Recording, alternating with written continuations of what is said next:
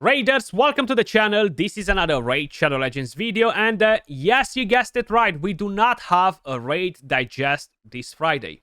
But Plarium actually released some news about the Hydra. Rather than news, Q&A, okay? I can't really call them news. So Q&A related to the Hydra changes, and they have quite a few interesting answers in there that I kind of like want to go over and kind of like to explain you what we can expect. Hopefully by next week we're gonna be able to get some content from the test server to really get a better feeling of how impactful these changes are to the Hydra clan boss. Right, we are expecting it to be a bit harder, maybe much harder actually. So we're gonna see exactly what we can expect. Starting with the very first thing right here, guys. So the second part of the Hydra balance FAQ is out. We've gathered the most frequent questions from the community over the past few days. Let me just actually try to enlarge this. It might be a bit better. Over the last few days, and provided answers, which you can find below. We hope they will give you further clarity about the changes and their purpose. So, we might need to readjust some gear on our champions after the rebalance goes live on October 16th. Will there be anything to help us with? So yes, we decided to reschedule this month's gear free removal event to October 16th, 20th, so that you will have an easier time tweaking your Hydra teams if necessary. So that's good news, sorry. We can actually get a free gear removal and adjust our Hydra teams once the update is live. Then, will you reset badge achievements after the balance is activated? What sort of dumb question is this, guys? Like, why would anyone even bother to care about the badge achievements? There's so much better things to ask rather than this. No, of course they will now reset this. Like, is a very weird question. So no, they are not actually changing anything. Nothing will reset. Very weird question from the community, guys. Okay, let me just put it there. Will there be changes to milestones for Hydra chests or Hydra class chests? Unfortunately, it seems like they are not planning to do anything about it. So, at the moment, you do need to score quite a bit, mainly for the milestones, right? So that's kind of like one thing to keep in mind. The milestones are definitely pretty spicy at 1.2 billion for the majority of the players, right? Now, what they are saying is that people that were still able to get them before, they will not have any issues. Now, I think I'm going to disagree with this because I know that a lot of you guys, at least from what I've seen from comments and stuff, a lot of you guys require to go to 1,500 turns to get this done. Or your teams might not be as powerful to deal with the new changes. So we're going to have basically two things affecting the total score for this. One is going to be the turn limit being reduced. Second is going to be the issue of the Hydra being way more powerful than it was before. And I'm talking about not being able to keep the decapitated heads down for as long as you kind of like want to, with decreased speed and just trying to basically keep as many of them dead as possible. So that's going to be an issue, right? They will have an HP bar. You're going to basically destroy that HP and they're going to respawn immediately. So that's another thing that can go wrong.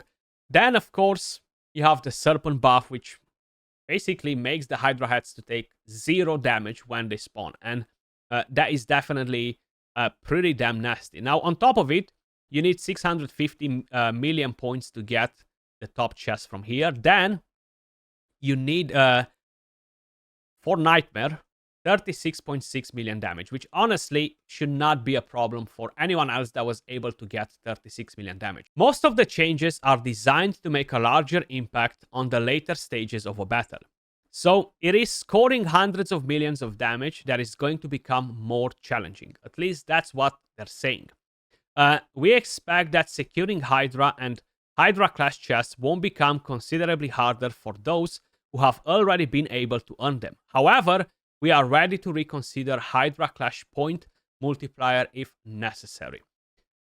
That is one odd thing to say because they've already mentioned that they will do changes to this, and no changes came to this. If you guys remember last time when they've made this big announcement about the upcoming Hydra changes, I'm ready to put my hand in fire that they talked about them changing multipliers because they were incorrect as they are. So they haven't done that, actually. Thinking about it, nothing changed to this part. Nothing changed on the multipliers. So, what about the exposed necks? This is an interesting one. Will the excessive damage dealt to an exposed neck count towards the total score? Yes, if you manage to deal more damage to an exposed neck that it has HP in one blow, all the damage will count towards the total score. So that's actually a very good thing, and definitely something that we needed to know. Basically, let's just assume Nightmare, right?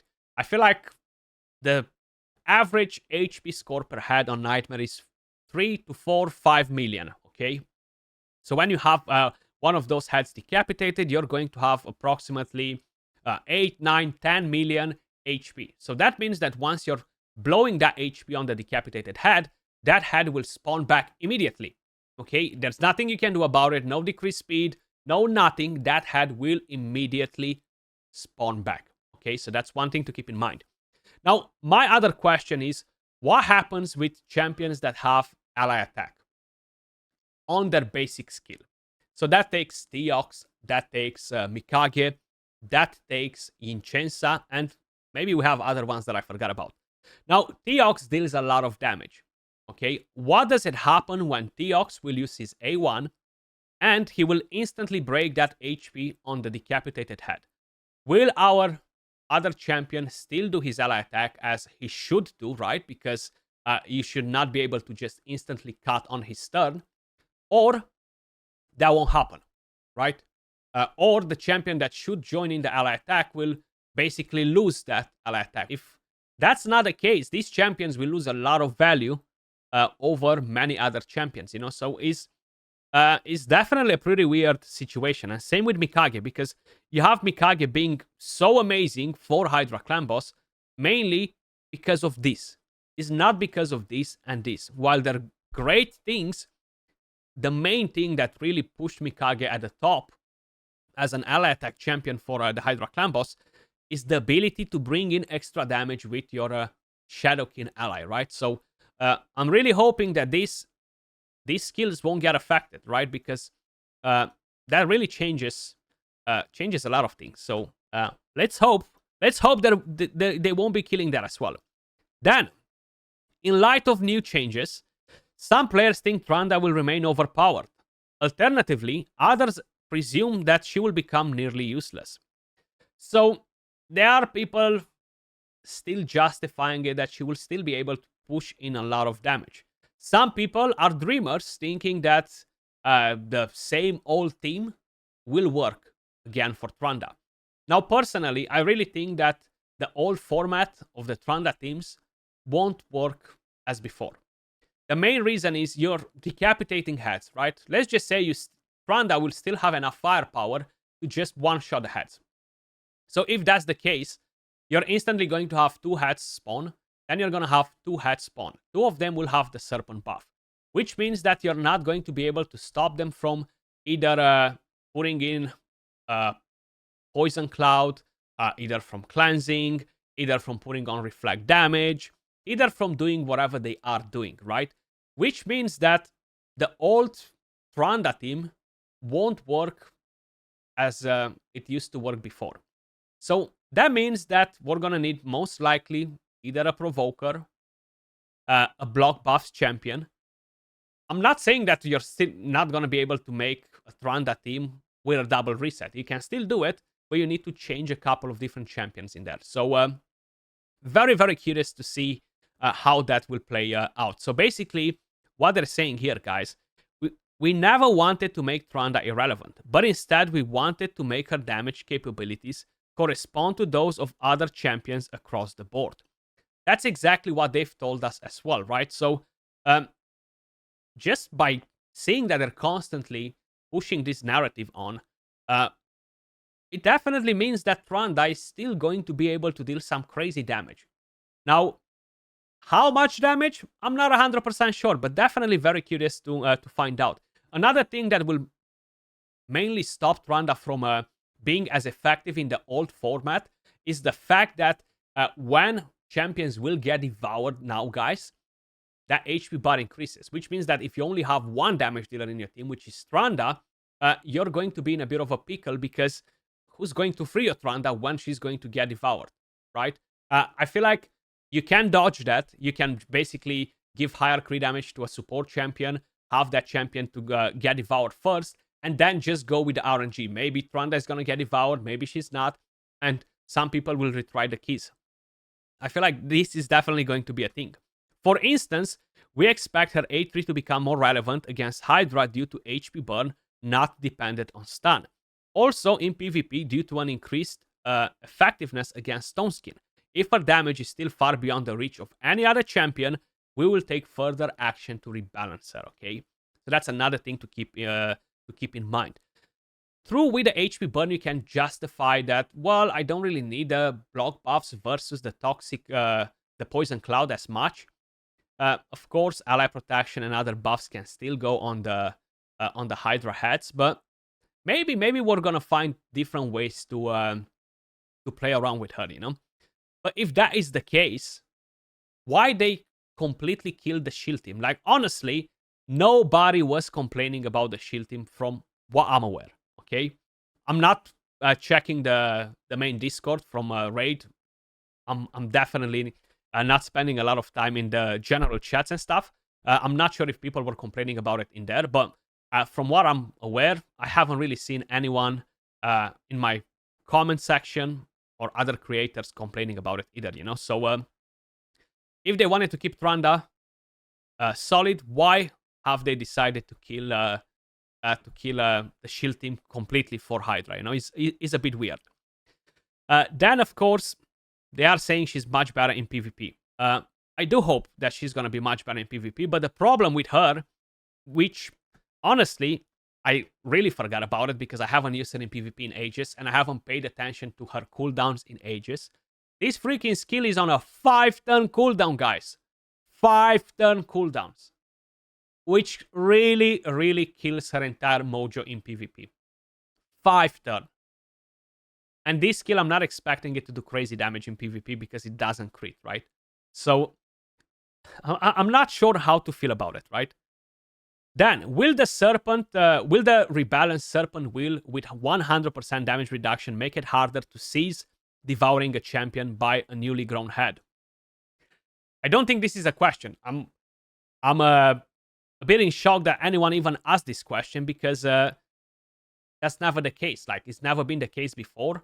A Hydra head will instantly lose that buff when they take a turn to devour your champion. So I'm not sure if they just randomly threw that in there or people are actually wondering about it, right? It's not the case, guys. So as they mentioned it as well, as soon as the Hydra will take a turn to devour your champion, to do whatever, they will lose that buff because that buff is only there for one turn. Then, if 2 new Hydra heads appear at once, only one receives the Serpent will buff. But what if I manage to kill more heads at the same time? If you cut down 3 exposed necks at a time, 2 of them will have the Serpent buff. If you dispose of 4 necks at once, only 2 of the new Hydra heads will have the Serpent Will's buff. Now, there is one issue right here. Yes, when you start the fight, you're gonna kill 4 of them if you have a crazy team that deals a lot of damage. Not a problem. Then 2 of them will instantly spawn. 1 of them will have the buff. The other 2 will spawn. 1 of them will have the buff. Which means that you're left with 2 heads with no buffs, 2 heads with buffs, and you're very quickly going to kill the other 2, which will put you in a bad cycle. Now, they are saying that, however, we expect that facing all of the 4 heads at once with the buff will be a rare occasion. I really think it won't be a rare occasion because of what I just mentioned. So you're going to have 2 with buffs, 2 with no buffs. The ones with no buffs, they will die. 1 will spawn with a buff, and another one will spawn with a buff. You're going to kill another one that lost the buff. You're going to kill the other one that lost the buff. And you're basically in that cycle that they just spawn one by one by one by one by one. Unless we're going to adopt a different strategy where instead of basically going in there to just deal crazy damage to all of the heads that just spawned without the buff, we're attacking the heads that have the buff on to keep the other ones alive. That might be a strategy moving forward. But that, of course, means that we're losing damage, right? So we're going to have to basically play test it for a little while till we see exactly what crazy things we can do with all of the changes. Let me know your thoughts in the comments down below, guys. As usual, appreciate all of you guys watching. Much love, and I'll catch you all in the next one. Peace.